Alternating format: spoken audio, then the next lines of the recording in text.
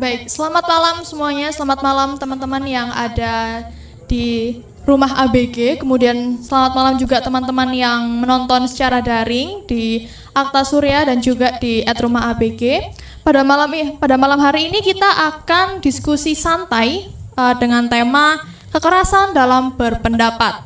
Kemudian kita di sini ada dua pembicara yang hebat, ada Mas Iman yang merupakan jurnalis dari Jakarta yang juga alumni Psikosawes sekaligus salah satu korban penculikan tahun 96. Kemudian juga ada Mbak Kiki Evelyn, mahasiswa semester 7 dari Stikosa AWS yang sekaligus dia juga merupakan editor di lembaga pers mahasiswa Akta Surya. Oke, membahas mengenai kekerasan dalam berpendapat gini. Mungkin boleh nih dari Mas Iman dan Mbak Kiki menjelaskan menurut masing-masing bagaimana sih definisi kebebasan berpendapat menurut kalian gitu. Mungkin bisa dimulai dari Mas Iman dulu, kemudian Mbak Kiki. Oke.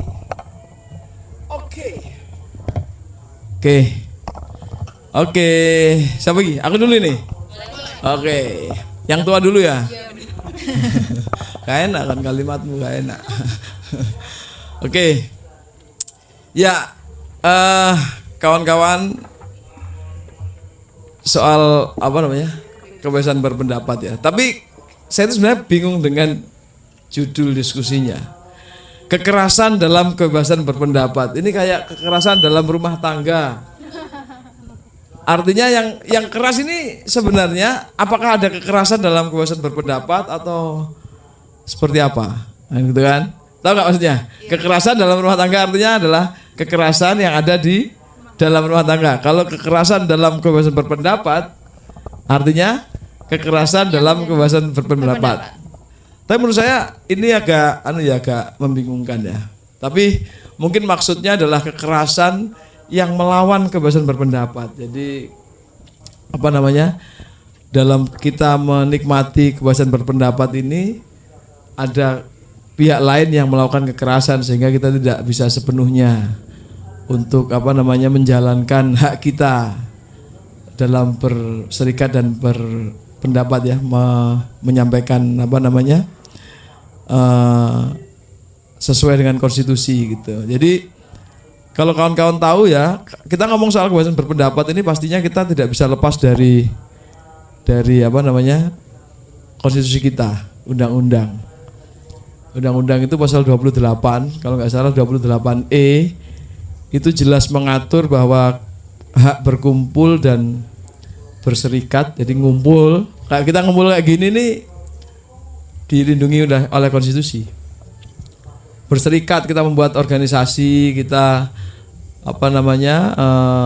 mendaftarkan diri sebagai paguyuban dan seterusnya, itu dilindungi konstitusi juga, termasuk menyuarakan pendapat kita. Jadi setiap warga negara Indonesia, siapa aja warga negara Indonesia itu, semua orang, mulai misalnya presiden atau parlemen sampai misalnya TNI, polisi segala macam, itu memiliki hak konstitusional untuk bebas berkumpul, berserikat gitu. Itu menurut undang-undang itu. Ya karena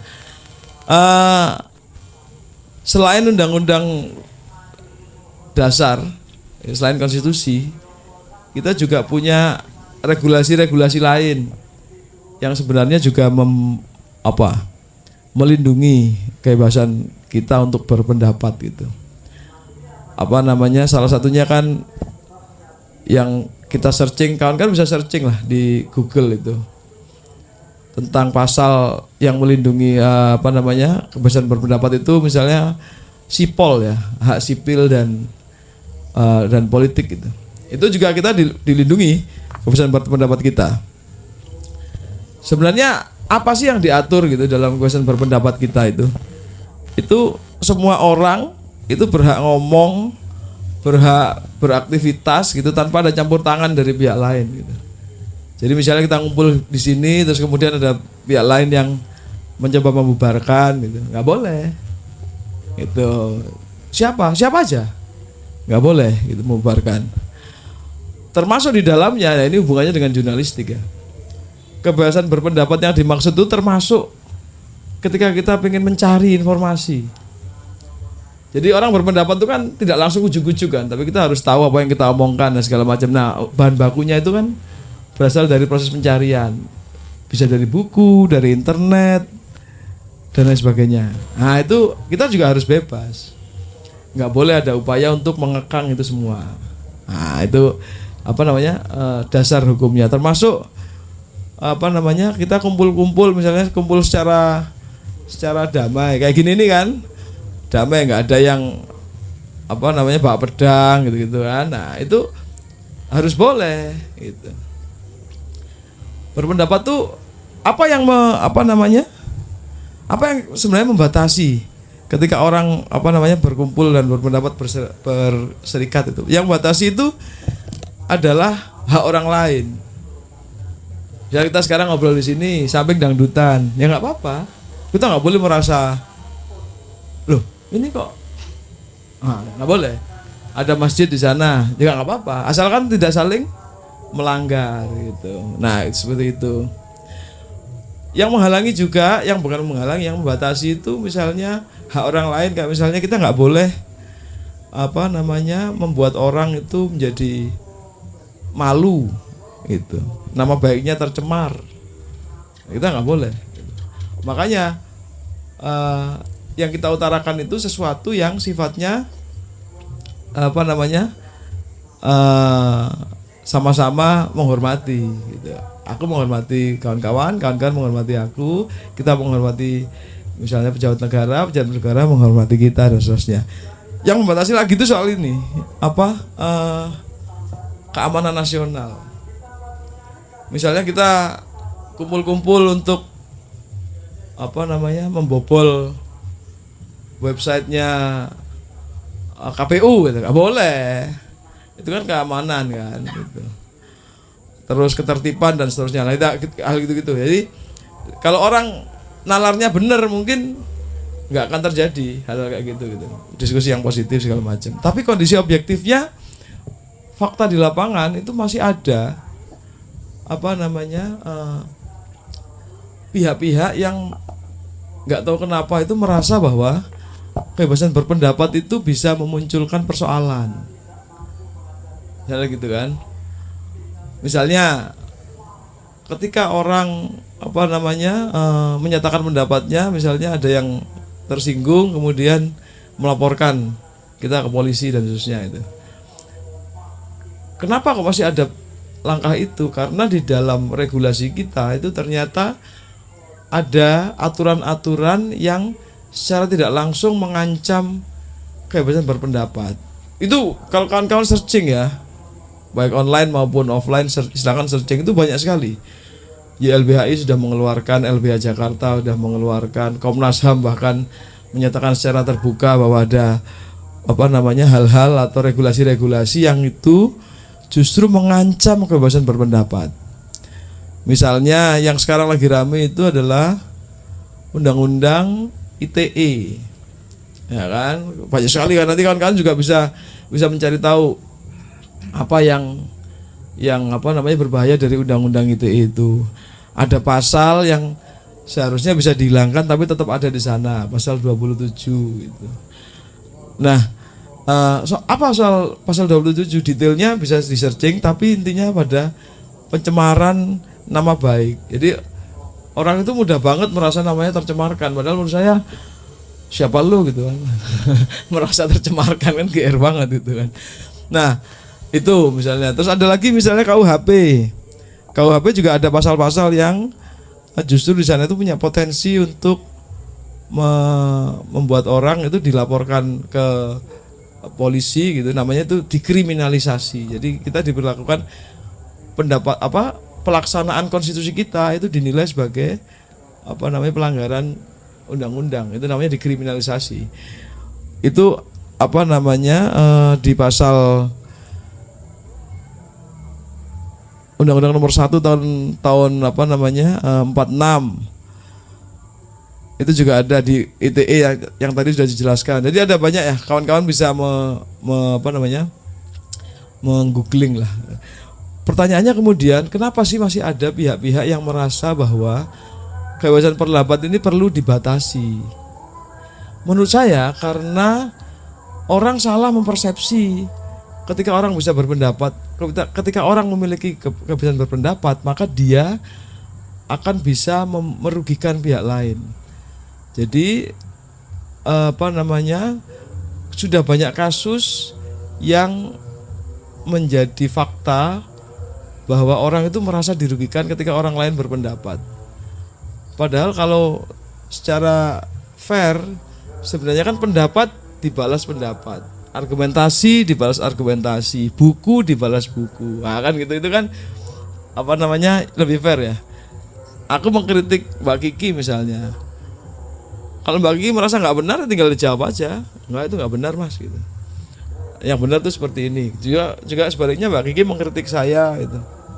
Nah, orang kadang-kadang itu lupa bahwa ketika kita mengkritik seseorang atau sebuah lembaga, itu yang dikritik sebenarnya bukan orangnya. Tapi misalnya kita mengkritik pemerintah ya, itu adalah posisi sebagai pejabat publiknya. Misalnya gini, aku mengkritik Pak Jokowi misalnya, itu bukan Pak Jokowi as a person, tidak sebagai orang, tapi dia sebagai presiden. Nah, misalnya mengkritik polisi juga sama, mengkritik lembaga negara yang lain gitu. Jadi pejabat publik itu memang baiknya tidak merasa risih ketika dikritik, karena itu bukan mengkritik orang, tapi mengkritik kinerja, mengkritik jabatannya, keputusan-keputusan publik. Nah, gitu loh. Tapi di sisi lain, masyarakat juga harus kita pahami. Masyarakat kita ini kan agak unik juga kan, gitu kan. Kadang-kadang kalau ada pendapat yang berbeda itu direspon dengan misalnya respon yang berlebihan. Padahal tidak perlu begitu juga gitu. Dalam banyak kasus lah, misalnya di NTB kalau saya nggak salah ingat ya, di NTB atau di dalam kasus yang tadi kita diskusikan, Bima di Lampung, soal jalan apa segala macam dia dilaporkan. Terus soal hal-hal yang sifatnya itu misalnya ini penghinaan terhadap kelompok tertentu, suku tertentu dan lain sebagainya. Itu kan kadang-kadang itu perlu di breakdown lagi, benar nggak sih itu penghinaan terhadap ini, terhadap itu gitu. Nah, kenapa ada pihak-pihak yang masih bisa melakukan kriminalisasi? Karena pasalnya ada, yang tadi dijelaskan di depan. Jadi kalau pasal-pasal itu tidak ada, maka sebenarnya lebih fair, karena pendapat dibalas pendapat, gitu kan? Kritik dibalas kritik dan seterusnya lah gitu. Hal lain, kritik lain tentang tentang kondisi ini adalah kebebasan pendapat tuh sekarang di era digital itu semakin rumit dengan adanya pendengung atau buzzer. Nah gitu. Termasuk kelompok-kelompok yang orang-orang yang anonimus, tidak menunjukkan siapa jati dirinya, tapi ngomong ngawur, menyebarkan hoaks dan seterusnya gitu. Nah, bagaimana melawan hoaks gitu? Ya melawan hoaks dengan menjelaskan yang sebenarnya seperti apa. Kalau saya personal ya, misalnya saya diberitakan hoaks bahwa saya ini tampan mirip Tom Cruise misalnya gitu kan, nah, saya akan menjelaskan bahwa saya tidak mirip Tom Cruise, saya lebih mirip misalnya Arnold Schwarzenegger misalnya gitu. Jadi cara melawan hoaks itu dengan cara faktanya seperti apa gitu. Yang paling parah di antara kasus kekerasan terhadap kebebasan berpendapat itu adalah menyerang para pekerja media. Nah, menurut saya ini parah ini. Mungkin nanti Kiki bisa menjelaskan ya lebih detail ya, di zaman sekarang itu, di zaman digital seperti apa ya, zaman milenial ya. Orang sering lupa bahwa kritik yang masuk di pekerja media azan ya? Iya. Iya. Mungkin kita bisa break dulu karena azan ya? Isya. Oke. Terima kasih teman-teman. Ini kita Islami banget ini dan saya senang. Oke, mungkin bisa dilanjut lagi oleh Mas Iman. Oke. Soal kekerasan pada jurnalis ya. Jadi kawan-kawan, dalam banyak kasus itu seringkali kekerasan pada wartawan itu masih terjadi. Yang sering kita lupa, yang sering dilupakan para pelaku kekerasan itu adalah wartawan itu mata dan telinga publik. Pertama, kita secara perundangan kita dilindungi, ya kan? Kalau kawan-kawan breakdown, yang dilindungi oleh pekerja pers itu adalah yang dilindungi oleh undang-undang pers itu adalah wartawan yang tugasnya mencari, mengolah sama mendistribusikan berita. Wartawan itu siapa? Ya orang yang melakukan itu. Apakah kawan-kawan pers kampus itu termasuk wartawan? Kalau aktivitasnya seperti itu, ya wartawan dia, dilindungi. Menurut saya, dilindungi undang-undang pers gitu. Nah, kalau wartawan itu, baik saya misalnya wartawan di media umum maupun kawan-kawan pekerja pers di kampus, itu dihalangi untuk melaksanakan tugasnya, maka hak publik untuk mendapatkan informasi akan terlukai. Nah, itu kan. Yang kedua, tindakan itu jelas melanggar hukum, karena kalau kawan-kawan lihat undang-undang pers,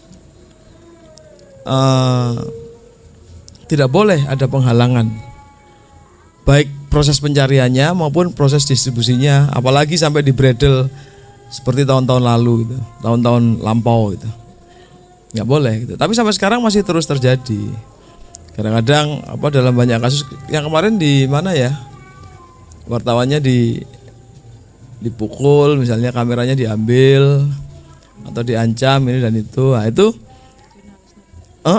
yang mereka lupa, ketika wartawan itu dihalangi pekerjaannya, maka yang dirugikan itu publik, gitu loh. Publik siapa? Ya publik yang menikmati pekerjaan wartawan itu, gitu. Nah, ini menurutku lebih parah gitu. Satu orang wartawan itu mungkin mewakili ribuan, bahkan misalnya jutaan orang gitu kan, karena dia dibaca oleh orang banyak. Nah, anyway, semua itu apakah masih ada sampai sekarang? Masih. Kalau kawan-kawan searching kekerasan pada wartawan tahun 2003, itu akan keluar jumlahnya. Kekerasan wartawan tahun 2002 dan seterusnya gitu. Ada organisasi yang mencatat itu gitu. Terus yang kemarin sempat dirilis kawan-kawan, kalau nggak salah itu dari YLBHI ya, dan 18 LBH di seluruh Indonesia, itu setidaknya ada 199 kasus pelanggaran hak kebebasan berekspresi dan menyampaikan pendapat. Artinya yang kita bicarakan ini bukan barang kosong, bahwa pelanggaran terhadap kebebasan berekspresi dan menyampaikan pendapat itu masih ada di Indonesia. 199, artinya ada 199 pelanggaran hukum, 199 pelanggaran konstitusi. Konstitusi itu dasar negara kita loh, gitu kan. Itu yang membuat Indonesia ada, ya ada konstitusi gitu. Konstitusi mengatur kebebasan berkumpul, berserikat, menyampaikan pendapat. Ketika ada pelanggaran, berarti kan ini pelanggaran konstitusi, pelanggaran hal paling mendasar dalam republik itu. Nah, mungkin itu. Yang terakhir, kita sama-sama menyaksikan dan merasakan Indonesia ini kan masuk tahun politik, ya kan? Ada joget gemoy, ada rambut putih, ada selepet. Nah, gitu kan. Itu udah menjadi konsumsi politik di tahun-tahun ini. Nah, ini akan kita harus pay attention, karena bukan tidak mungkin ini akan menaikkan eskalasi politik, kemudian di sisi lain akan menciptakan pelanggaran-pelanggaran gitu. Kemarin ada kasus misalnya pendukungnya salah satu capres misalnya tertimpa kekerasan. Ada kasus lain misalnya gitu kan.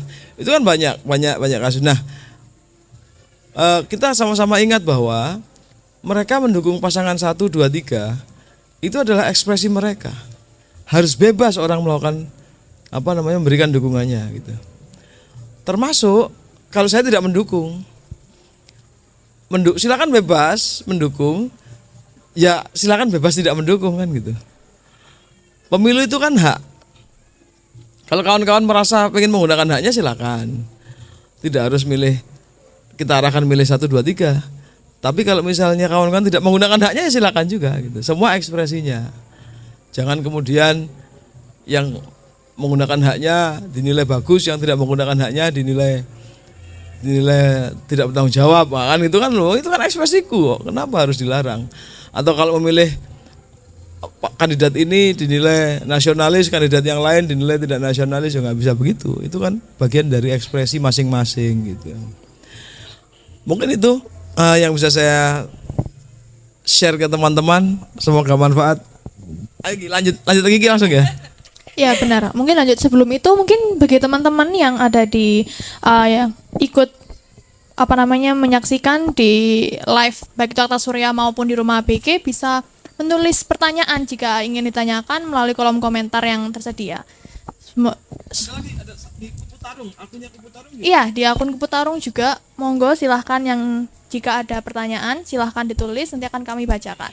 Kemudian bisa lanjut ke Mbak Kiki. Gimana nih Mbak Kiki menurut Anda ini definisi dari kebebasan berpendapat? Oke. Menurut aku pribadi kebebasan berpendapat itu adalah di mana kita bebas mengemukakan pendapat, gagasan, ide kita tanpa kita harus takut dapat represivitas, ancaman atau bahkan dapat kekerasan setelah mengemukakan pendapat itu tadi. Tapi di dalam menyampaikan pendapat kita nggak boleh asal ngomong aja gitu loh, asal bunyi aja nggak boleh. Tentu harus memperhatikan gitu aspek-aspek norma yang ada gitu loh. Apakah yang kita sampaikan ini tuh berbobot gitu. Harus ada tujuannya juga dalam kita menyampaikan pendapat gitu. Nggak sembarang karena ada konstitusi yang mengatur kebebasan berpendapat itu, kita semena-mena menyampaikan apa yang ada di pikiran kita, apa yang ada di benak kita. Tetap harus memperhatikan dari norma agama, norma kesusilaan gitu. Adab, benar Mas. Tetap harus beradab gitu dalam mengemukakan pendapat seperti itu. Kalau untuk kondisi bagaimana kebebasan berpendapat di Indonesia saat ini bisa dibilang belum bebas-bebas banget ya gitu. Ada survei yang saya baca bahwa orang Indonesia itu berapa persen itu masih takut untuk menyampaikan pendapat kayak gitu. Belum menyampaikan, mereka udah takut duluan tuh. Ada juga yang takut setelah menyampaikan. Dan bahkan dia nggak mau berpendapat apapun karena takut masih dibayang-bayang ancaman, represi dan sebagai mana gitu. Jadi menurut saya meskipun sudah dilindungi, kita masih tetap ada rasa ketakutan dalam berpendapat. Artinya di Indonesia ini kebebasan berpendapat itu belum bebas-bebas banget gitu.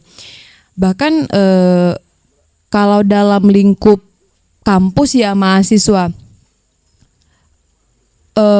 budaya berdialektika, mengemukakan ide itu pun belum bebas-bebas banget gitu.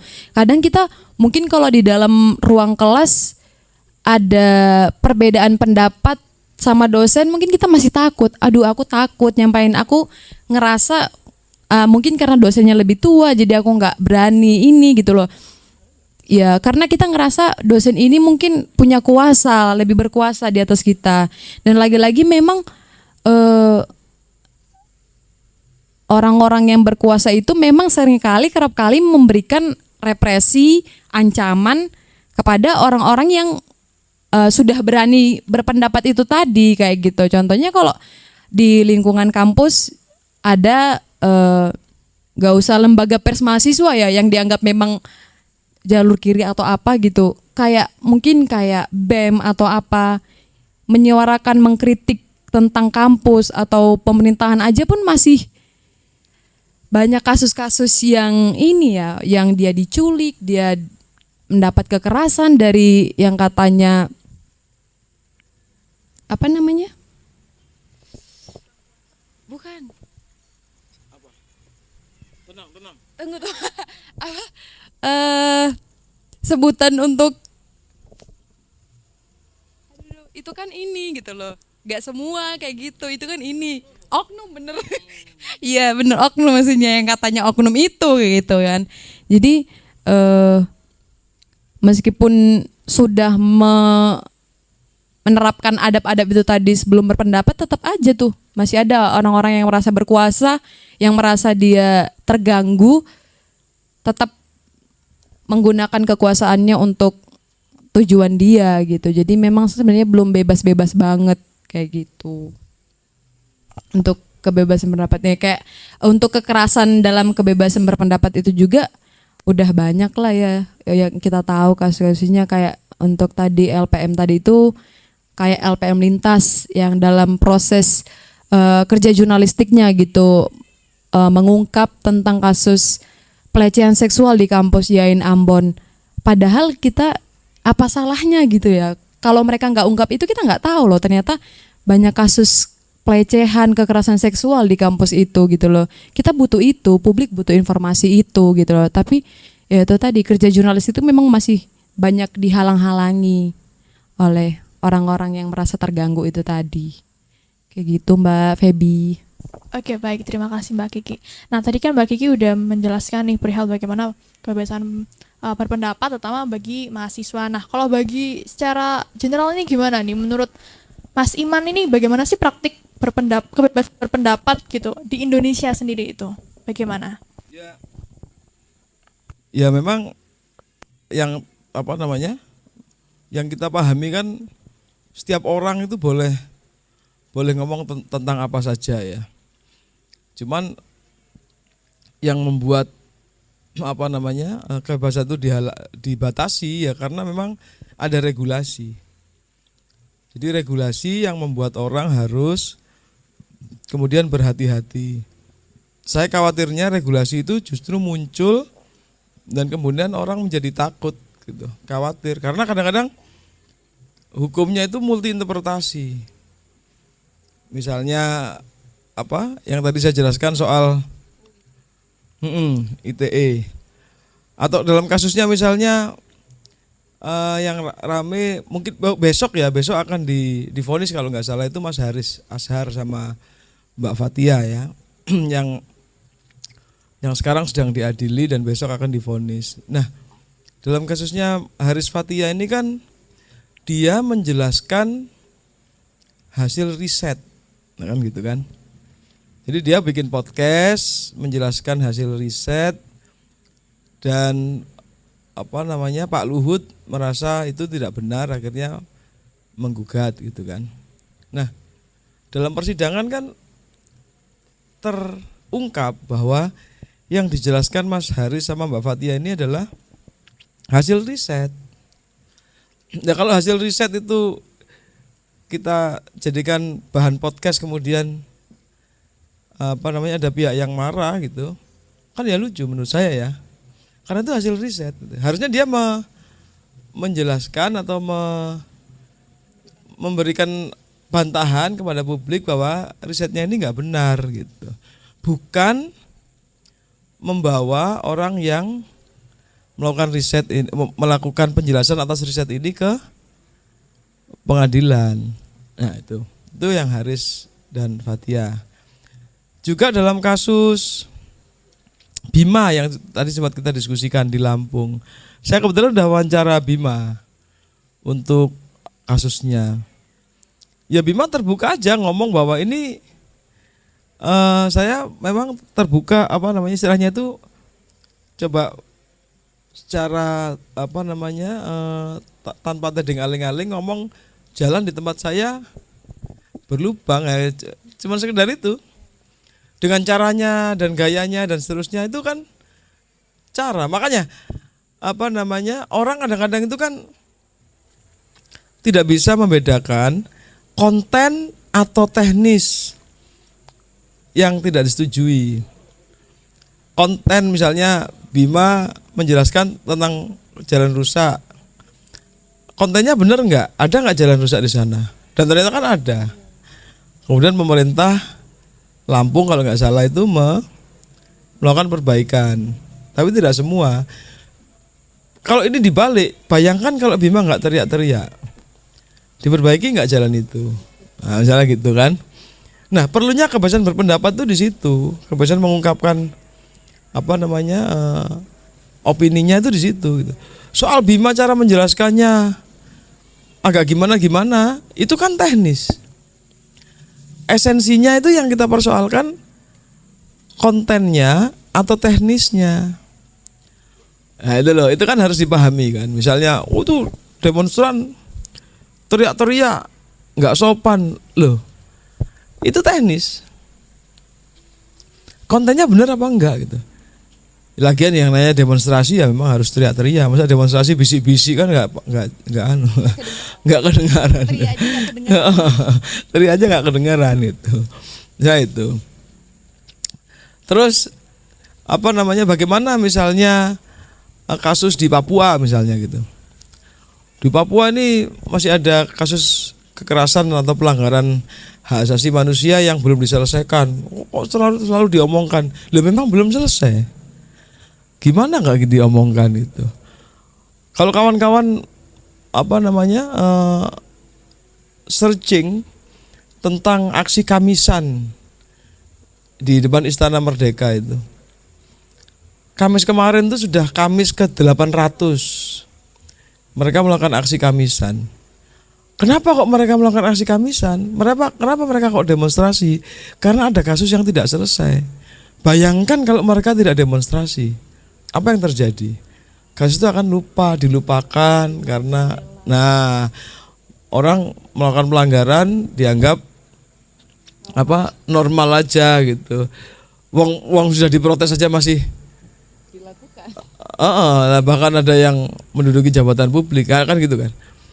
Itu kalian bisa searching siapa yang dikritik aksi Kamisan itu dan siapa orang-orangnya yang sekarang menduduki jabatan publik. Masih banyak gitu. Termasuk dalam bidang politik. Kan gitu. Nah, ini perlunya kebebasan di Indonesia itu karena ada hal-hal yang mungkin dibutuhkan untuk publik bersuara. Kalau publik tidak bersuara, ini akan tenggelam, hilang. Biasanya kan orang-orang kan ngomong begitu aja segala macam. Itu karena kadang-kadang mereka tidak merasakan. Misalnya dalam kasusnya Kamisan ya. Saya kemarin bertemu dengan Ibu Sumarsi. Anaknya ditembak di tahun 98. Dia berarti 25 tahun mencari keadilan. Kalau kawan-kawan ada yang keluarganya ditembak kemudian tidak diusut tuntas, kira-kira kawan-kawan marah nggak? Gitu. Kalau marah ya itulah yang dirasakan kawan-kawan aksi Kamisan. Mbak Suciwati rumahnya di Malang, suaminya namanya Munir, Cak Munir. Dia naik pesawat diracun, hal gitu kan. Mbak Suci menuntut agar ini kasusnya dituntaskan. Tidak hanya ke orang-orang yang menjadi pion, tapi juga mastermind. Kan gitu. Kalau kawan-kawan mau berempati, coba kalau misalnya ada keluargamu yang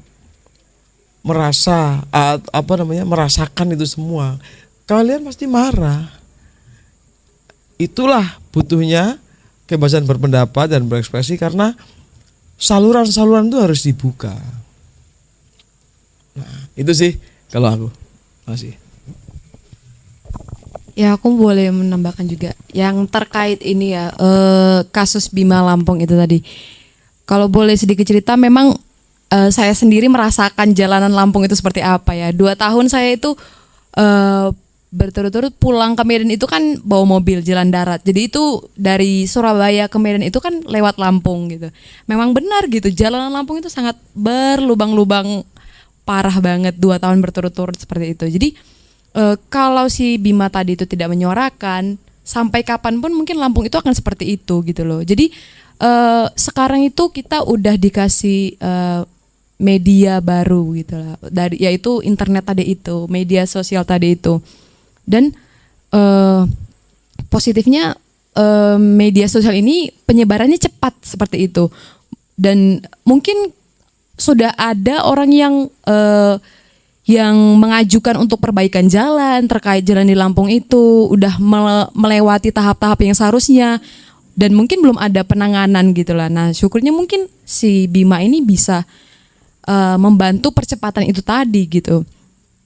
Nah, juga kebebasan berpendapat di media sosial ini pun masih dicederai dengan adanya UU ITE tadi tuh yang masih karet, dibilang pasal karet gitu ya, tidak spesifik gitu loh. Seperti apa sih yang dimaksud dalam UU ITE ini, yang mencemari nama baik itu seperti apa, tidak dikasih tahu spesifik gitu loh, sehingga menimbulkan multitafsir yang merasa korban ini merasa dia dicemari nama baiknya, sementara sebenarnya nggak ada gitu ya, dia aja yang merasa tersinggung kayak gitu. Jadi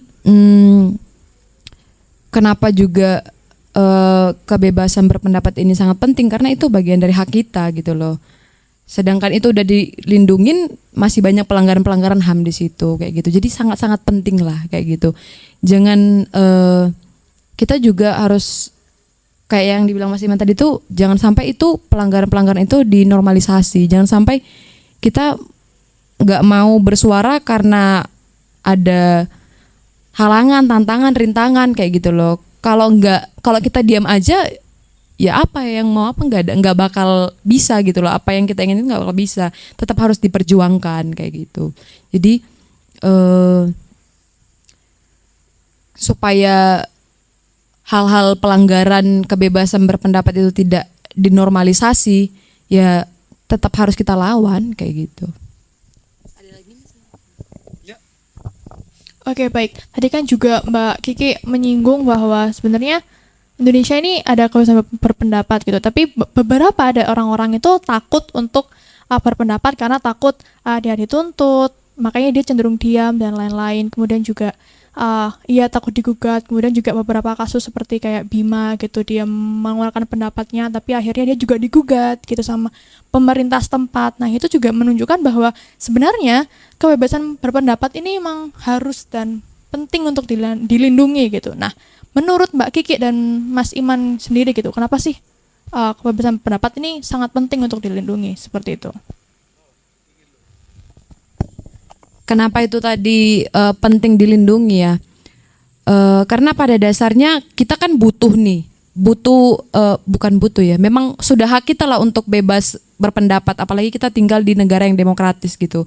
Suara-suara rakyat itu memang harus didengar, karena yang paling tinggi itu ya rakyat itu tadi gitu loh. Jadi seharusnya pemerintah memang tugasnya mendengarkan dan melakukan apa nih, masukan-masukan, ide-ide, gagasan-gagasan dari rakyat itu tadi gitu ya.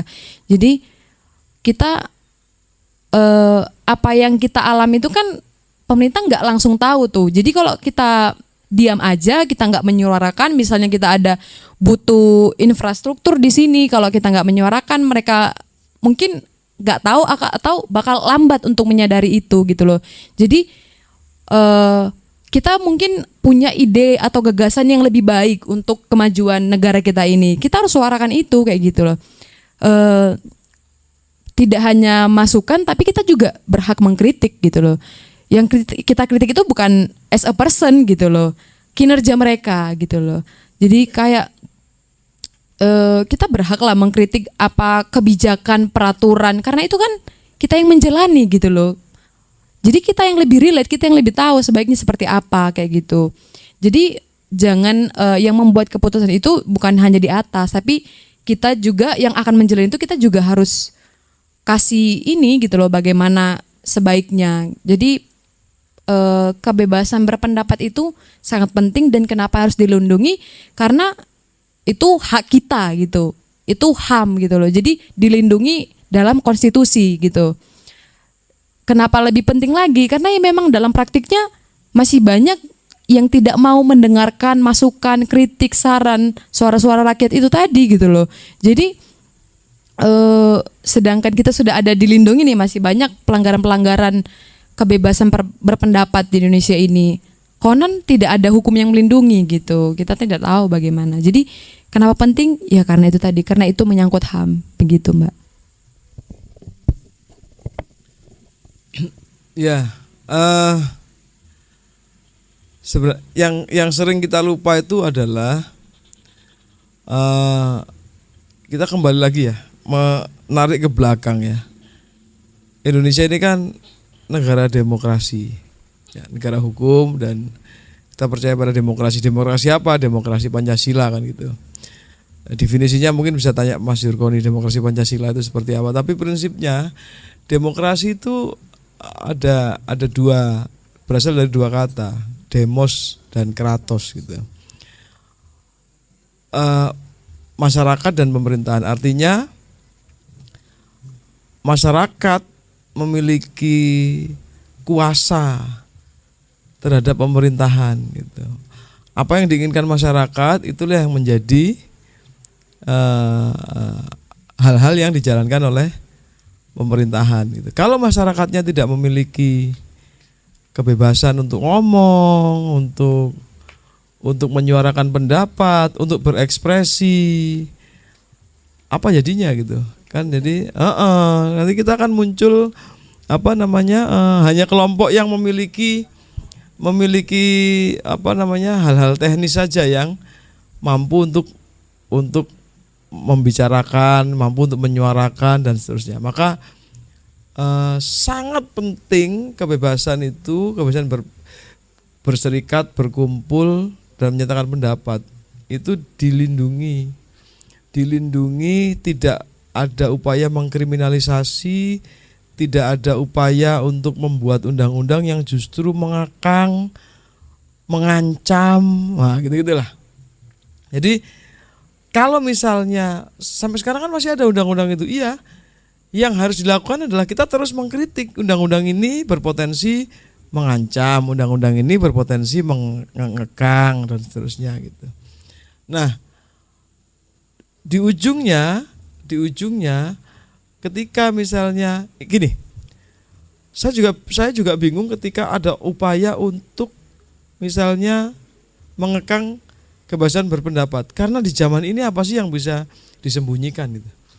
Ya kan, di zaman yang serba terbuka ini gitu. Kalau dulu misalnya orang bisa nuduh kamu membawa informasi ini ke luar negeri ya misalnya gitu. Nah sekarang nggak perlu repot-repot, semua sudah ada di internet segala macam gitu. Jadi kebebasan berpendapat, berekspresi itu tidak hanya dalam wilayah real kehidupan kita, tapi juga dalam wilayah digital. Kawan-kawan mungkin ingat ya, ada kasus tiba-tiba internet di Papua mati. Nah, gitu. Ini di catatan kawan-kawan organisasi sipil juga sempat muncul. Akses internet di Papua tiba-tiba mati. Kita ngomong persoalan teknis misalnya, ini ada gangguan. Ya kan, gangguan itu kan segera diatasi gitu. Jangan justru itu menjadi regulasi. Kenapa kemarin itu menjadi kritik untuk mematikan akses internet di Papua? Karena membahayakan. Kawan-kawan mungkin kalau nggak ada paket data nggak bisa internetan gitu. Tapi di sisi lain internet itu masuk ke wilayah pendidikan. Ya kan? Internet itu masuk ke wilayah kesehatan. Urgent mencari informasi tentang kesehatan di internet, searching soal pendidikan di internet segala macam gitu. Jadi kritik terhadap pemutusan ilegal oleh Kemenkominfo terhadap akses internet di Papua itu karena dampaknya membahayakan gitu. Selain kebebasan berpendapat orang mencari, mengolah, menyebarluaskan menjadi terganggu, itu hak konstitusional. Tapi juga hal-hal lain yang sifatnya urgent juga nggak bisa, kan gitu. Nah ini yang harusnya dipahami. Makanya pemutusan internet di Papua oleh Kemenkominfo itu banyak dikritik oleh organisasi masyarakat sipil karena itu tadi membahayakan. Nah gitu. kita ingat ya, coba aja bayangin tiba-tiba internet di Pulau Jawa ini mati. Kita akan kelabakan. Ya kan? Secara apa namanya, internet sekarang itu menjadi hal yang tidak bisa terpisahkan gitu. Tapi di sisi yang lain itu juga menghalangi hak prinsipil kita untuk berpendapat. Oke. Saya ngomong lagi misalnya, apakah kemudian kebebasan ini perlu dipelihara? Oh, perlu banget. Perlu banget. Dan siapa yang bisa memelihara?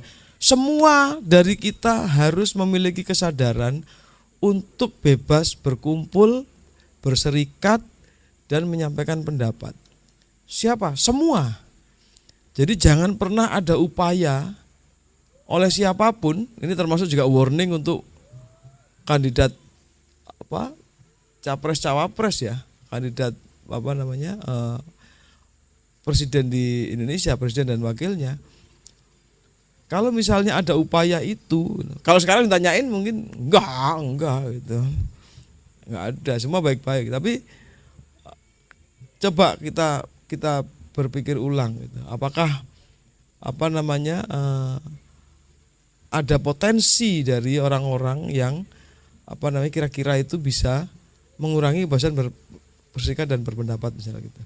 Nah, ini sekaligus kita ingatkan gitu, jangan sampai hal ini akan berulang. Dan yang terakhir menurutku soal ini, soal kita akan meninggalkan legacy apa di Indonesia ini gitu.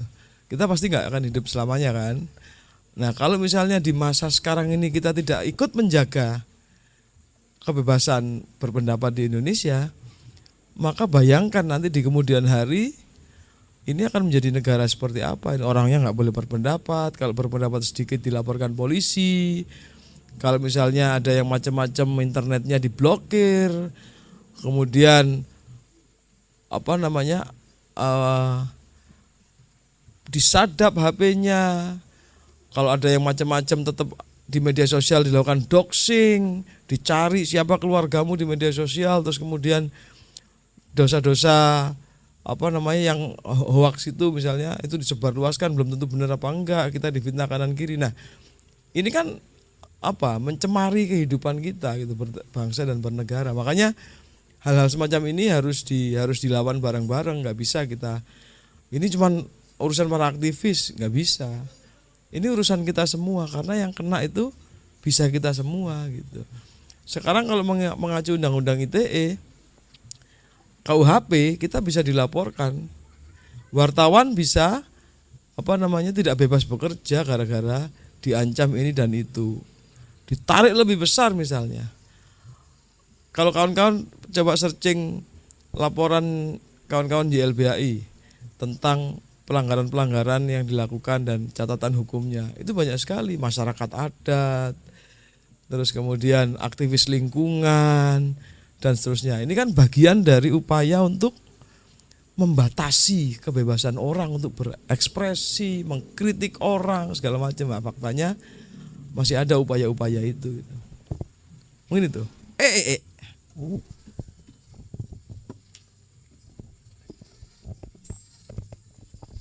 Oke, baik. Sebelum kita melanjutkan diskusi ini, mungkin kita bisa lihat dulu mungkin adakah pertanyaan dari audiens yang hadir pada malam hari ini, baik itu secara langsung atau melalui live tadi. Ada pertanyaan mungkin dari Masnya?